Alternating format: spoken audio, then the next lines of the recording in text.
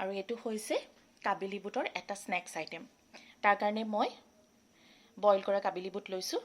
ইয়াত আছে প্ৰায় 3 চামুচমান বেচন, ইয়াত আছে অকণমান কৰ্ণফ্ল'ৰ, ক'লা নিমখ, জিৰা গুড়ি, ধনিয়াৰ গুড়ি আৰু লাল মিৰ্চ পাউডাৰ, লগত অকণমান নিমখ আৰু হালধি দিম।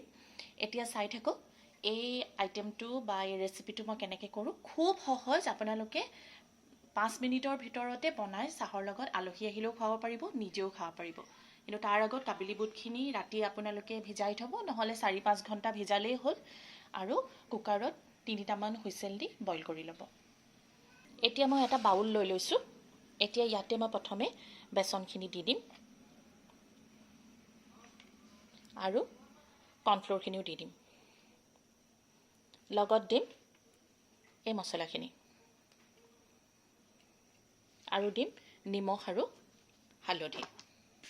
বইল কৰোঁতে মই কোনো ধৰণৰ নিমখ দিয়া নাই, এই অলপমান নিমখ দিছোঁ আৰু সামান্য হালধি দিম। বহুত বেছি হালধি নিদিওঁ, সামান্য হালধি দিছোঁ। এতিয়া মই এইখিনি ভালকৈ মিক্স কৰি ল'ম। এইখিনি ভালকৈ মিক্স হৈ গ'ল। এতিয়া ইয়াৰ ওপৰত মই কাবেলি বুটখিনি দি দিম। দি ইয়াৰ ওপৰত মই ভালকৈ মিক্স কৰিম। এতিয়া এই কোটিংটো ভালকৈ লাগিবৰ কাৰণে সামান্য পানী দি এইখিনি মই মিক্স কৰি থাকিম। একেকোবে বহুত পানী দি নিদিব, ইয়াৰ গাত মছলাটো লাগি থাকিব লাগিব, ডুবি থাকিব নালাগে। এয়া চাওক, এনেকুৱা ধৰণৰ কৰি ল'ব, এনেকুৱা ধৰণৰ কৰি ল'ব। এতিয়া মই এটা কেৰাহীত ভালকৈ তেল, ৰিফাইন অইল গৰম কৰি ল'ম।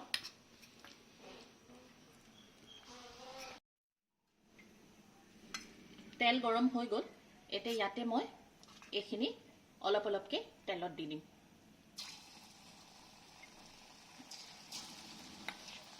প্ৰথমে এনেকৈ গোটা গোটাকৈ থাকিব, একো কথা নাই।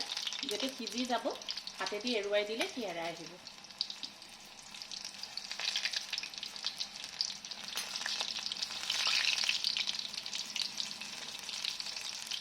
কিন্তু ভাজোতে সদায় হাই ফ্লেমতে ভাজিব। এইখিনি হ'বলৈ প্ৰায় 1 পৰা 1.5 মিনিট সময় লাগিব।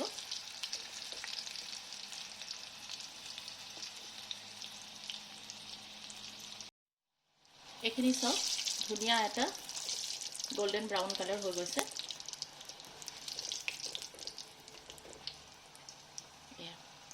একেবাৰে পেকেটত থকাৰ মতে হৈছেনে? কোটেড চিক পিচবিলাক আহে যে। এতিয়া মই এখন টিশ্যু পেপাৰৰ ওপৰত উলিয়াই ল'ম, যাতে তেলটো ইয়াতে এবজৰ্ব হয়।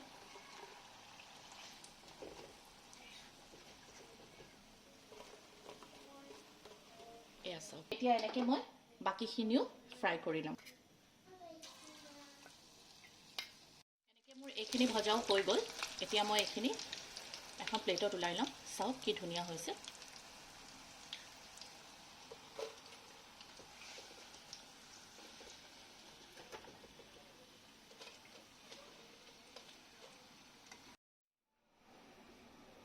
আজি কাবেলি বুটৰ এই স্নেক্সটোৰ লগতে মোৰ গধূলিৰ চাহকাপ মই সজাই লৈছোঁ। এনেকৈ আপোনালোকেও বনাই খাই চাবচোন, খুব ভাল লাগে। এনেকুৱা নতুন নতুন ৰেচিপি লৈ পুনৰ আপোনালোকৰ ওচৰলৈ আহিম। মোৰ ৰেচিপিবোৰ কেনেকুৱা পাইছে আপোনালোকে কমেণ্টৰ মাধ্যমেৰে জনাব। আজিলৈ আহিছোঁ, ধন্যবাদ।